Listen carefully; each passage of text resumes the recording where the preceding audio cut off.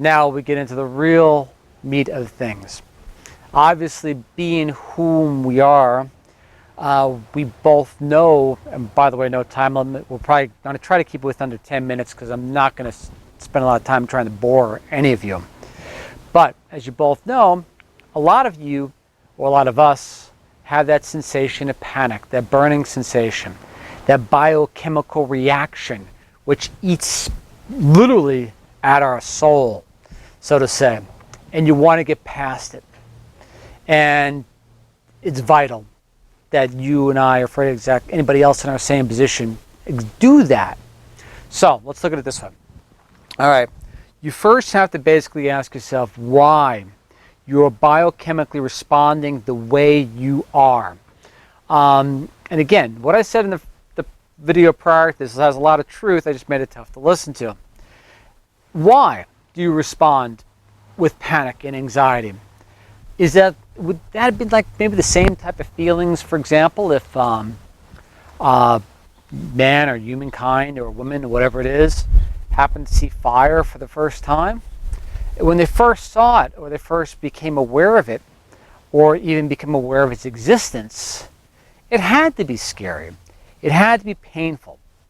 Not saying it had to be per se, it has to be, but the first people who touched it or felt it, before they recognized it as being a valuable tool that they can use, it had to seem like some sort of curse upon them. You know, something that could basically destroy an entire forest in a matter of minutes.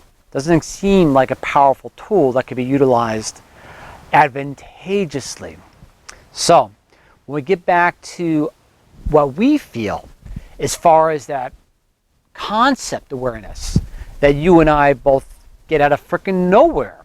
It's not like we asked to understand what eternity was or what existence was, per se. We didn't want to feel what it truly is, to lose all purpose, because in reality, you know, as I said, we're taught to think linear. We like to see beginnings and we like to see ends. We like to see Genesis and we like to see Armageddon. It's a common theme in a ton of religions, and that's kind of like epigenetically, I'll put my hand over here so the wind doesn't catch the mic, how we were evolved, so to say. So what we're literally trying to do is, you and I, or whomever else, we're kind of really, not saying this has not been thought of prior in history, but reality, we're pioneers. We're not seeing ourselves as crazy. We're not seeing ourselves as delusional. We're seeing ourselves basically becoming aware of a concept that our forefathers may never have been awakened to. Not saying we're better than anybody else, even though it's often that people that suffer from this existential, what they call depression per se, that's what they'll label a lot of people that are paraphobic or fear of eternity, say it's existential depression. Immediately they will tend to be gifted. Yeah, that's like you. You can be considered gifted because in a way, the way we come up with concepts and the way we see things is different, per se. More aware, obviously, and unfortunately so. So, but back on track.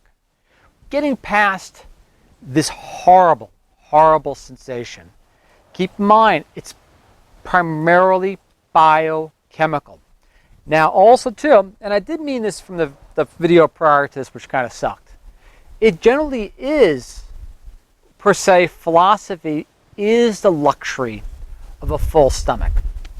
You can't, for many people, yeah, philosophy and cute sayings, whether it be in a book written by Plato or in your favorite car commercial, or however they want to abuse cute terms these days or lines, you can resonate with the meaning of it, but however, very few philosophical lines or lineages are really going to address what you or I are feeling. But to start, and not to speak too much or bore you, so to say, you've got to start recognizing this as a biochemical reaction to something that basically no one, even in your prior family or lineage, may have ever experienced before. We are the first, per se, not saying it better or worse or ego or trying to display hubris, But whatever it is, as far as literature on the subject is, most likely, as far as finding each other on the net, we're the first wave of our kind. What we learn, you and I, and others like us, can make things easier for others who begin to become aware of what we become aware of. And not to be too choppy and speaking ADD and bouncing across the wall, so to say, what it comes down to, you have to recognize, and I know it's hard at this point, but you are adapting. You are evolving to a concept where we were no longer thinking of time as being from point A to point B. We're no longer thinking of there being a point A nor a point B. In fact, our kind, as far as thinking is concerned, erase all the points altogether. No beginning, no end.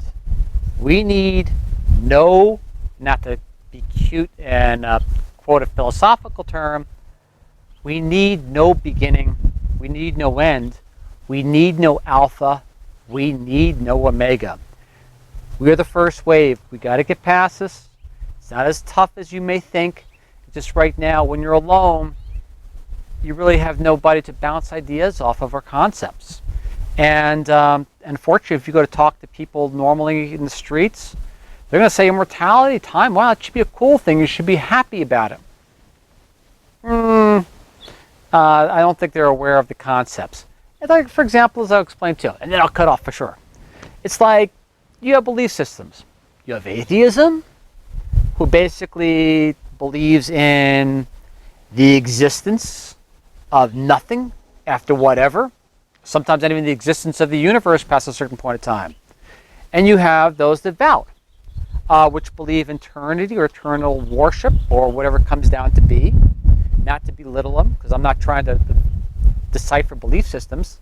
But in reality, both you and I know, and whoever else listens, as eternalists, that an atheist doesn't truly understand the concept of existence, and the devout, even though as noble as intent as it may be, may not truly understand eternity. Well, I'll leave it at that. And I will make the videos more frequent upon your request, I promise. The video prior to this, pull from what you can, but I made it difficult to listen to intentionally. And I hope this communicates far more on an equal playing field with you. Again, Ralph Turchiano, signing off once again. Feel free to contact me or Facebook me. There's so few of us. None of you will ever bug me. I'd never see that. In fact, I think it's kind of cool. And maybe, who knows? So eventually, we all get to know each other. Thank you.